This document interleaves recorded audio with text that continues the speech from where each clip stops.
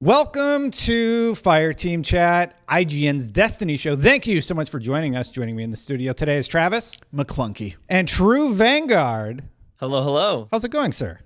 Hey, fan-freaking-tastic. Living the dream. Awesome. Thank you for joining us today. We have a lot of cool stuff to talk about. We're going to talk about that snazzy sword update. We're going to talk about your big PvP event you got going on. Fractaline advice. We're going to talk PvP, and we're going to react to the Empyrean Foundation / Inotam fight. So let's start with the Inotam stuff. Yes. I really like this encounter. I think it's better than the other Scion flares, basically. Yeah. I like him the most. I like that there's a little bit more mechanic to it. True Vanguard, we'll start with you. What did you think of it? You know, it was a refreshing experience because I think we had our expectations set pretty low coming off of the previous season. You know, kind of sort of leading up to that final Vex mind fight, and it was such a letdown. And then this time, we actually get a new encounter, new mechanics, new spaces. So it was definitely refreshing to see some creativity in that arena. Yeah, for sure. What do you think, Travis? They were cool. It was cool. I wish there were more mechanics than just like, you know, killing the small flare and then going right back, you know, but other than that, I mean, it's like True Vanguard, I think you hit it on the nose, which is like our expectations, my expectations at least, were it was going to be the exact same encounter, except for the Scion would have like, you know, the powers of all three, which is essentially what happened, but we got like a new area. There were some light mechanics, so it was more than we were expecting. Do you guys know if there's any special like drops you can get from that, or is there any reason to do it? Really? Not that I know of. Not that I'm aware just of. the quest. Yeah. Okay. You can do it on Legendary, which is harder. There you go. That's what I hear. You get the triumph. You get the triumph, Yeah, and then that helps you unlock the title. I've made it very clear and apparent that I've been playing much less this season, and apparently I'm very close to getting the title. I just have to finish out 2 of the weapons and do the leveling up to get your shaders. Yeah, I was like, oh, really? Yeah, I'm just waiting for this event to be complete, and then I'll get the title. Yeah. So. Oh, and that too, but that seems to be community based. Let's talk about Empyrean Foundation. So Empyrean Foundation started this week. Everybody's recommending that you hold on to your Fractaline. I say, do what you want. Live your life. Throw it all in there. The best way to do it, though, if you want to donate the most, is to power up the other things, the obelisks, yes. Yeah. And then cash it all in at the end of the week because you'll get a bigger return on your investment. Yeah, I think you're supposed, somebody did the math. I think it's like, it makes sense to deposit the first 3 weeks when they give you, and then give it back the rest of the event, which I think is like 2 more weeks. That's like mathematically the best way to do it. I donated a bunch of Fractaline. I just donated it. Yeah. That's why we're on level 3. I wanted to get the emblem. It's like, I want that now. Yeah, and then next week I'm gonna dump a whole bunch in there. How much have you donated, True? Or have you donated any? Yeah, so I donated. Well, the thing is, I have kind of neglected my obelisk. I got them all to 11, and then I just kind of stopped. But I play so much PvP, and I had the correct obelisk linked up, so I was getting lots of drops of Fractaline as I play PvP. So I had thousands and thousands of Fractaline when this event went live. So I did my 5,000 mainly just because I didn't even care about the emblem. For me, it was I needed god rolls on these weapons. Specifically the judgment, because the Traveler's Judgment sidearm, I'm a big fan of it. So I've been hunting my god roll. Finally got it, so I stopped donating. I was like, okay, I'll be good now. I went and I invested the rest, and so I'll have some compounding returns on my investment. So I did a little bit of both. Cool. Yeah. Don't forget, you want to make sure to not get hit with short gain tax. It's tax season, so you have to donate enough too. Yeah. Why don't you talk a little bit about, before we move on, actually. So this is Trials, right? Oh yeah, big time. Like almost definitely. What if it's just Crimson Days early? I saw that joke. I don't think that would go over very well. No, the actual triumph that you unlock gives you a shader, and I think it's called like Trials something. It like has the word Trials in it. It's like Trials Lighthouse. Yeah, it's like very, and then it's gold and black is the color. That's right. Yeah, it's very clear. They're basically telling us without telling us. Right. They've done everything except just come out and say it at this point. Yeah.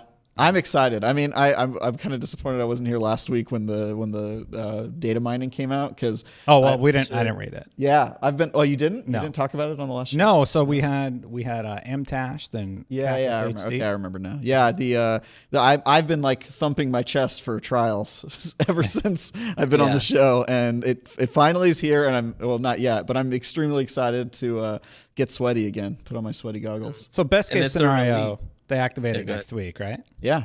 No, I don't think so. Yeah. What were you gonna say, True?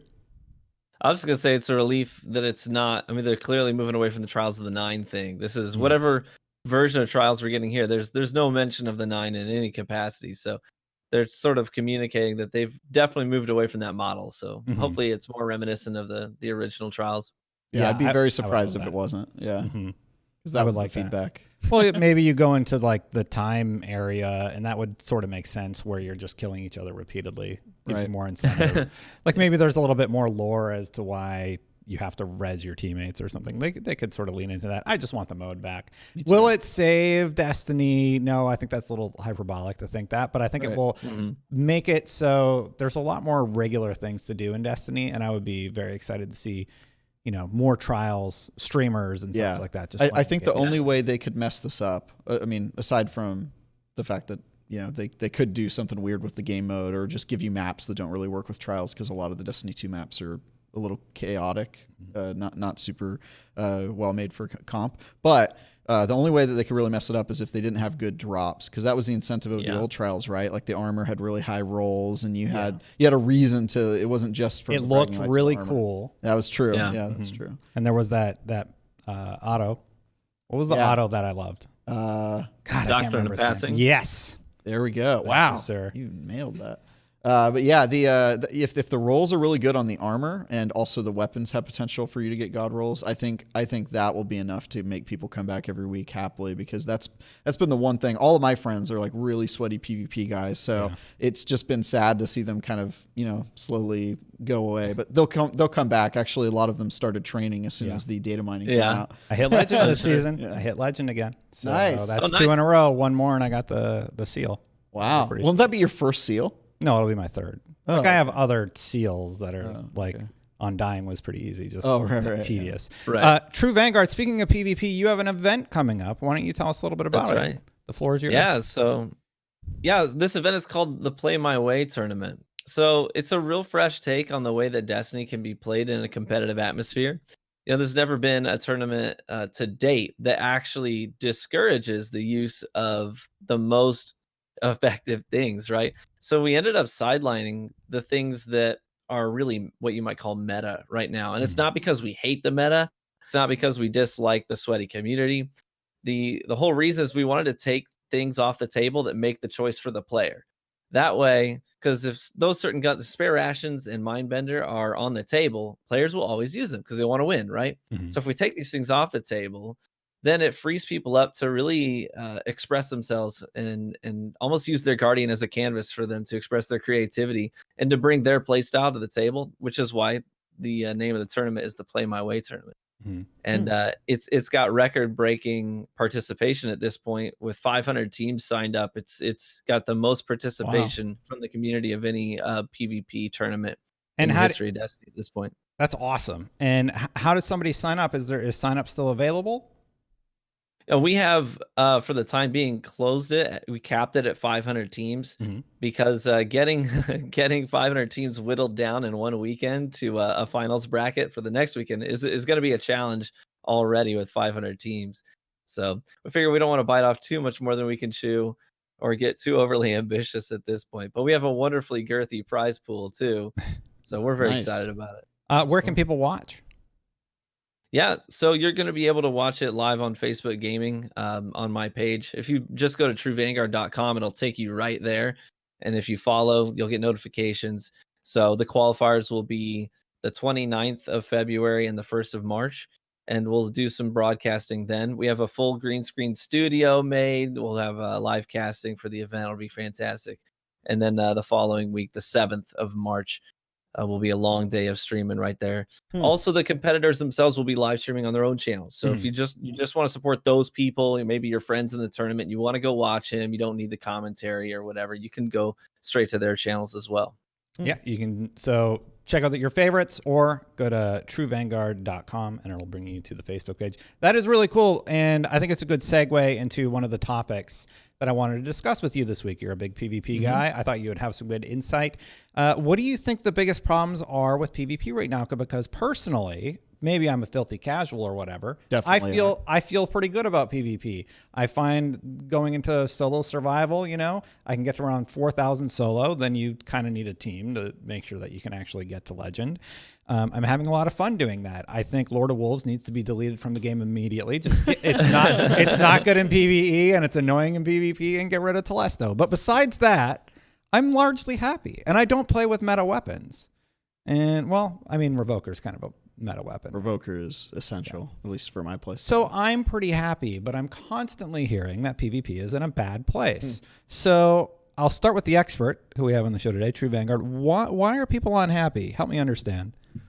Well, so the reason why people are unhappy right now is because a lot of the more vocal people in the community are diehard players. They're really committed players. And the way that Crucible's set up right now, the people that are punished the most are the people who are in there all the time because their stats are a little inflated. And what's ended up happening is no matter where they go right now, they're really, really likely to encounter other players of their skill level or higher. So they end up having to play really hard wherever they go. They feel forced into playing the meta because we've got skill-based matchmaking front and center. The first thing you see when you pull up the Destiny Crucible directory, right? You've got the control playlist, which is 6v6. Skill-based matchmaking is on. So naturally, people who are more casual players are going to gravitate towards that experience. It's front and center. It looks like it's the staple PvP experience for them to engage with. So that's where they go. Now, that's not a bad thing. If you're a casual player, that's fantastic. The problem is you have this quick play experience, right? Which is down in the lower right-hand corner. It's small. There's no words on it. There's nothing explaining what that is. It just kind of looks like an afterthought down there. And that used to be the place where highly competitive players could go and just relax. They could use really offbeat things and have fun in there because it was just prioritizing connections and nothing else. But the problem is there's not a lot of casual people playing in that playlist right now, because what's front and center when the casual people who just like to play PvP every now and then, when they open up that directory, it's the skill-based matchmaking thing front and center, which means they're no longer in the player pool for the highly skilled players. Now, it's a fine line to walk here, because as a lover of Destiny, I'm not at all upset that casual players are having a more relaxed environment to play in. I think that's fantastic. But you also don't want to alienate the people who love your activities the most. And so it's a really hard balance to find. Travis, what do you think? You're a big PvP guy. Yeah. You play a lot. Yeah, I guess I never really thought about my objective when I play PvP isn't to like find a place where I can just like basically dunk on, casuals, which it sounds like Right. that's kind of the thing that they're missing, is like a place to like show off kind of their power. But I know that was a huge part of the culture with Destiny 1. It was like, that was a game that was kind of unbalanced in the right way, where like if you were really good at it, you can just destroy and get like 50 kills and just, show off that way. But yeah, I guess that's not really, I'm probably in like a middle bracket somewhere where it's like somewhat competitive, but it's not at the level of like the people who do this professionally. And so my experience is pretty, kind of probably similar to yours. Yeah, so we're largely happy. The one thing I don't like, and I'll say this, I can't play with some of my friends. Because you get pulled into their bracket. Because I get pulled into their bracket, Yeah. and that makes for a negative experience for me. And it just sucks, because I'm like, I'm going to screw up where I'm at ranking right now. I'll just keep playing solo survival and hope I get a good team. And then the solo survival playlist is great, but sometimes it's oddly matched. Sometimes you'll go in solo, you'll get 2 players who are below your skill level against 3 players who are at about the same skill level, and that just seems unbalanced to me. Yeah. It should be, one person should each get a lower skill level, and then somebody in the middle, and then somebody wherever. I don't understand how they configure the teams. Maybe you have some insight. Yeah, one of the problems right now is that a lot of people are confused about what lobby balancing is, but there's 2 mechanics for matchmaking right now. One is just the raw matchmaking, where it pulls in, depending on your playlist, say you're in a 6v6 environment, where it pulls in 6 players for each team, right? It pulls in a total of 12, and that's the matchmaking. Then there's a secondary function called lobby balancing, where it's like, now we've got our players. Let's try and divide up the teams in a way that makes sense. And the problem is that it runs off of this sort of law of averages. And that starts to get messed up when you have outliers in the lobby. This is what you're talking about when you say, I feel it's hard when I play with my friends. That's because there's this law of averages. If you have somebody who's a 10 in the lobby, and then you've got a bunch of 5s and 6s, but then you've got a 1 and a 2 and a 3. Well, what lobby balancing does is it says, let's take the 10 and we need to bring him down to average things out. So we'll give him the 1, the 2, and the 3. The other team then has, 4, 5, 6s. So in short, what actually ends up happening is you have a team where 5 players out of 6 are worse than everyone on the other team. So you have the one outlier who's the 10 on top of their team, and they're having to work extra hard. But it's not fun for the majority of the team because there's not a single person they can get in a gunfight with that's at their skill level. Everyone is above them because the game's just trying to get averages in terms of skill level across the board between the two teams. So when you have outliers in the lobby, that means that somebody's not going to have fun because of the way that lobby bouncing happens. So to me, that sounds like an incredibly difficult problem to solve for. So what would be a solution? I think there's like a math solution here, actually.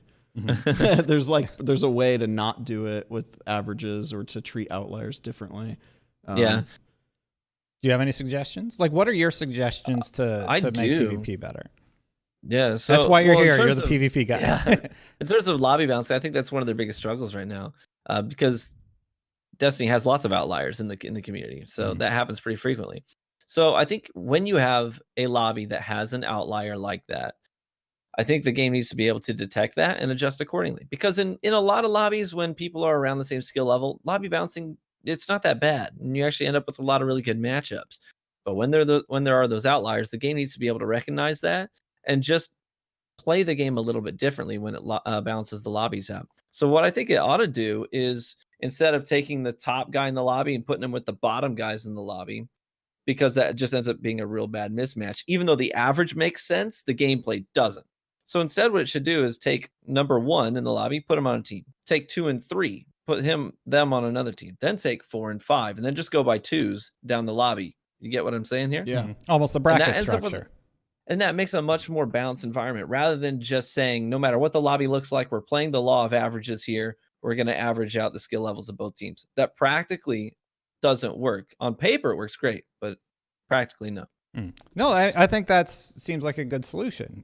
Figure out what to do with the top players and then, distribute appropriately with the remainders. Yeah.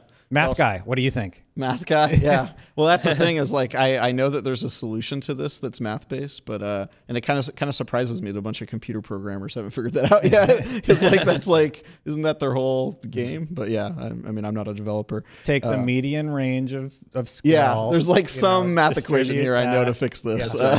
Distribute that appropriately. Yeah, I think it's an interesting suggestion, but again, I think the reason that they probably haven't solved this is because it's for such a small group of people, right? It's for the 10s. The 10s are the ones who get negatively impacted. I mean, and the 1s as well. But for the vast majority of people that are probably somewhere in the middle, it's like working for them. And that's why players like you, who probably are in the middle 5-6 range, are like happy with the state of play. I'll take a 5-6. People that are 10s and 1s probably aren't. So yeah. I've been practicing slide sniping. That's fun. I've just been having a good time. Like, I've been working on Lunas. I've been working on skill set. My snipes have gotten incredibly good compared to where it was when I started. And I'm really happy with where I'm at PvP wise. I hope you can't hear that dog. Yeah. Definitely can. The Lord of Wolves. The Lord of Wolves is beckoning in the background. Lord of Wolves crank the noise gate up. Someone must be walking their dog. I love that your event also focuses on non-traditional loadouts because that's cool. What's that gun everybody's using right now? You just said its name 2 seconds ago. The hand cannon. Spare rations? Spare rations. Yeah, everybody's using spare rations with God rolls because it's really, really good. I'm using Thorn is actually my favorite, and I'm using Lunas because I'm going for Not Forgotten right now. And I'm doing just fine with that. It's like Revoker, Lunas, and I just get hand cannon kills as I can go. Just casually, I've gotten 60 out of the 300 you need for the gun. And yeah, I'm just fine with that. I really, really like Thorn. I like the rate of fire. I like how it works. And when you can actually go on a pretty good run if you actually get a kill and get that buff. Right. That's right. So I enjoy that quite a bit. Last Word in a pretty I decent love spot, Last Word. in a pretty good spot right now. And I Where do you think primarily play? Console or PC? PC. Yeah. Yeah. So PC, my main loadout's been Revoker and hand cannon, and then I had to do hand cannon kills. So I had a weird loadout for a while for the precision hand cannon kills, like Ace and Right. some beloved for the sniper, But yeah, like I said, I feel like I'm just saying the same thing over and over again. I'm having fun with PvP. Yeah. Are you? There you go. That's good. Yeah, I mean, I am, but I You're definitely- console. I'm console. So yeah. What is your loadout? Is it like just shotguns and assault rifles? No, on console? I'm like double snipers, man. I'm like Really? Yeah, I go like full commit on snipers. No, I do. I use Revoker, and then usually my primary weapon, kinetic weapon, will kind of switch between things. What are some of your go-tos? I use a lot. Arbalist. No, I'm just that's No. not kinetic. Yeah. No, isn't Revoker's Broker's special, and it takes your first. but it slot. takes your first slot. Yeah. Yeah. So I end up It's with a lot kinetic, of yes. I end up with a lot of energy weapons. I was using sidearms for a while when those were hot, and now I think I'm back at I'm using a scout rifle. Can't remember okay. which one though. And True, what's been your primary go-to PvP loadout in Destiny 2 this season? My way of playing Destiny is by introducing as much variety and experimentation as possible. So I play with a lot of different things. I love sidearms. I'm a huge sidearm fan, but right now I have like 6 sidearms on my person at all time. I like my Traveler's Judgment. I like the Lonesome, like the Anonymous Autumn. I like the new Breach Light Saint 14 sidearm. There's I just love so that many things one, for me to play. It's so good. And on top of that, I've had a lot of fun playing with Bastion lately. I love the Omniscient Eye sniper rifle from the Garden of Salvation raid. There's just so many things I love playing with. Yeah, and I like that. Let me know if I'm totally off base here. Do you think Spare Rations is getting so much attention just because like the 10s are using it, as you would say?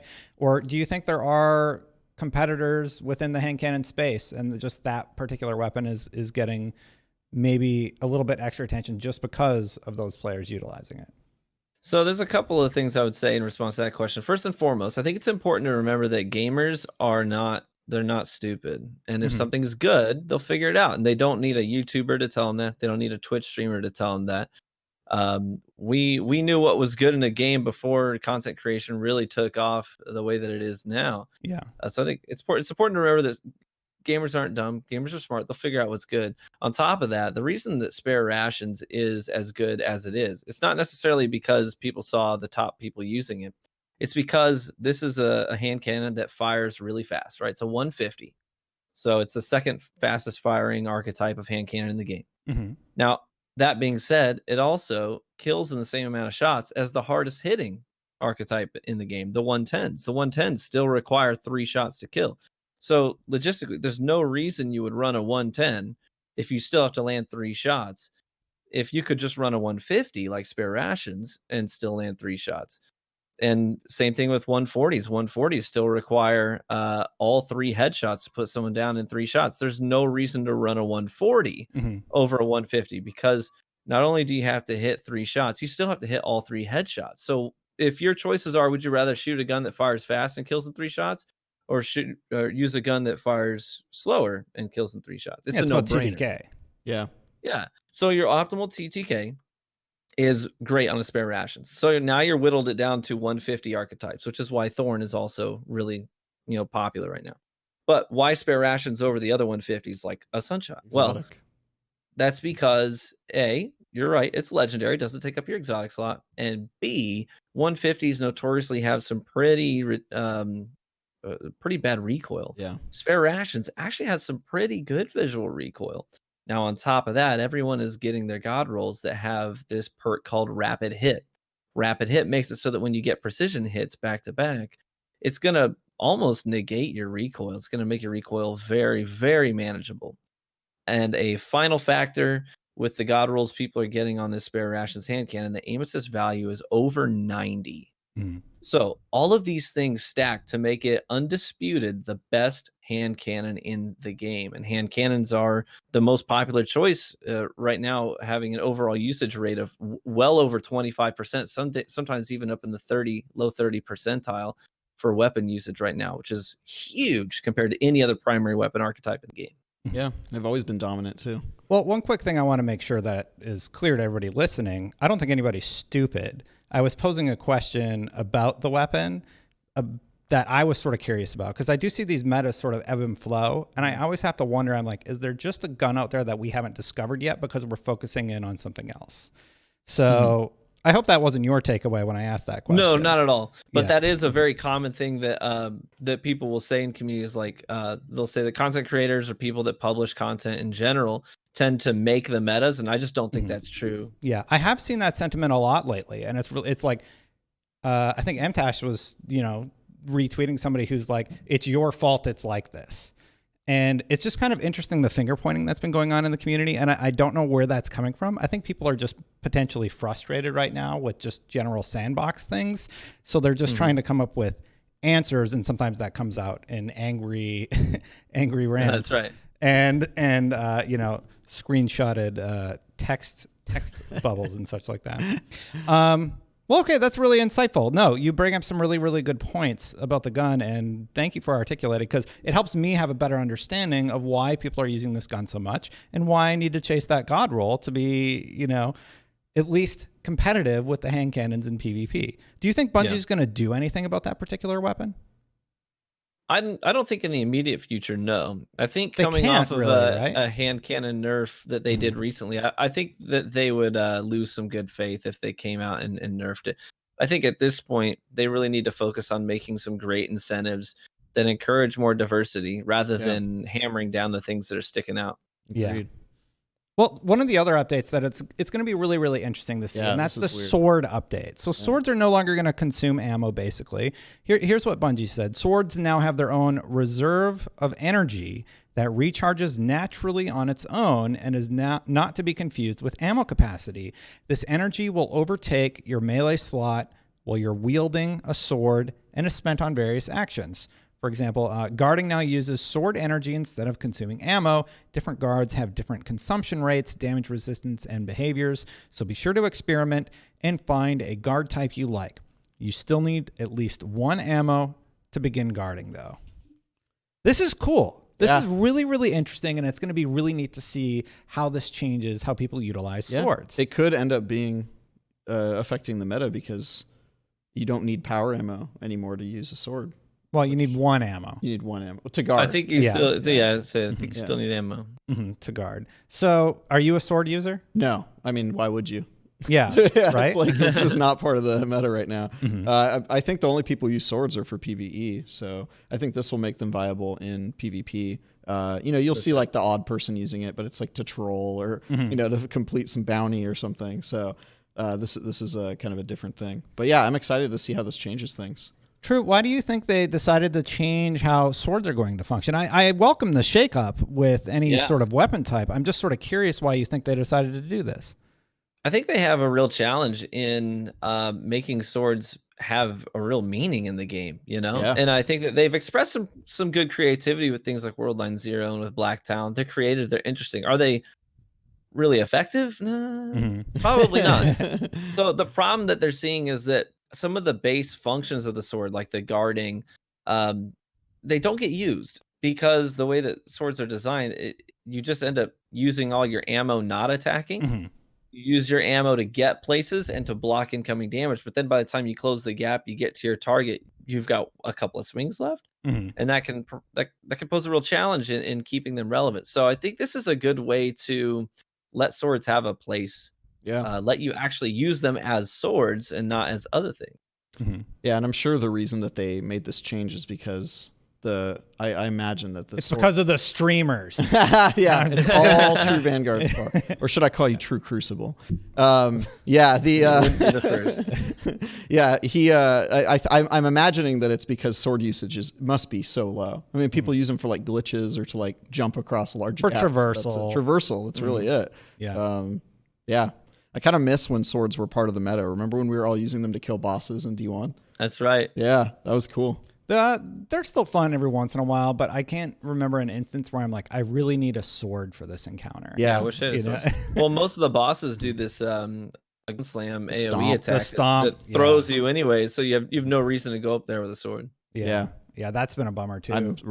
That's one of my pet peeves with PvE. Definitely. the slam, man, the stomp mechanic. I can't deal with it. I think the common consensus is Bungie, please stop with the stomp mechanic. Yes, dude, please. It's so yeah. True, those were the main topics for this week. Is there anything else you want to talk about before we head out? Any topics that we may have missed? Did you are you familiar with the speedrunning community and their concerns with this sword nerf? Or not nerf, buff? No, why don't you tell us a little bit about it? Yeah, I'm familiar with the speedrunning community. I'm not familiar with their concerns though. Mm-hmm. So there are people who really love setting records for the time it takes to complete certain PvE activities. And a lot of them use the World Line 0 sword in order to do it. Because World Line 0 allows you to carry momentum with a Warlock Burst Glide. And you can travel at just insane speed. Faster than a sparrow can travel. You can just fly as a warlock. It helps you get across giant gaps. Take, for example, in the Garden of Salvation raid, after you complete that first encounter, you kill all the Cyclopses, and then you go down into this area where if you fall off, you can die, but it's just sort of a jumping puzzle to get across to the next encounter. Well, speedrunners will use the World Line 0. They have a route that they've memorized where they can fly across that gap and just in a matter of seconds progress on to the next encounter. So it can be really useful in that capacity. But it sounds like these changes to the swords, the way that they're now going to be consuming energy, is going to make it pretty difficult, and from what we've heard, probably impossible to continue to string together those World Line 0 skates. So it's really going to affect the speedrunning community. Yeah. Well, which I think is unfortunate. It is, yeah. Absolutely. So, go ahead. Well, no, in addition to that, they also patched the dungeon recently, and they added a rock that actually prevented speedrunners from completing it as quickly as they could. It just seems like a really odd decision on Bungie's part. We don't like that people can complete it so fast. It's like, why? Yeah. Like, they're still in there for 15, 20 minutes if you're, like, super fast. Yeah, to be fair, I think the sword thing was probably related to other balance issues, but it does affect the speedrunning community. I tend to think that the community will always find ways to come up with, skates and ways to go fast and stuff. I don't think this is going to prevent that, to be honest, but I think it will make it for any records that have already been set. It'll be really hard to beat those. Yeah. Because it puts them at such a disadvantage. And I do have to wonder what happens to all those efforts and records that they've already established. Are they they'll probably be retained for that version of Destiny before, and then they're going to have to set new standards for whatever they land on going forward. The speedrunning community is absolutely fantastic. I believe we're hosting the world record clip right now for Garden of Salvation from Similar. I can't remember. I passed it off to Mark Medina. Mark Medina handles all of our speedrunning stuff. He does stuff with Awesome Games Done Quick often. Yeah. And Bungie, if you're listening, we want you to react to the speedruns. We would love to get you to do that. That would be cool. Yeah. That's everything I had for this week. True Vanguard, thank you so much for joining us on the show today and giving us much more insight about PvP. Yeah, thanks for having me. It was a joy. Yeah. Where can people find your work? TrueVanguard.com will take you straight to my streaming page where you can follow and see live gameplay 6 days a week. Other than that, you can find me on social media, The True Vanguard on Twitter and on Instagram, as well as YouTube. Awesome. Well, thank you for joining us. Thank you, Travis, for making the trek over here. And for everybody else listening, until next time, Guardians out.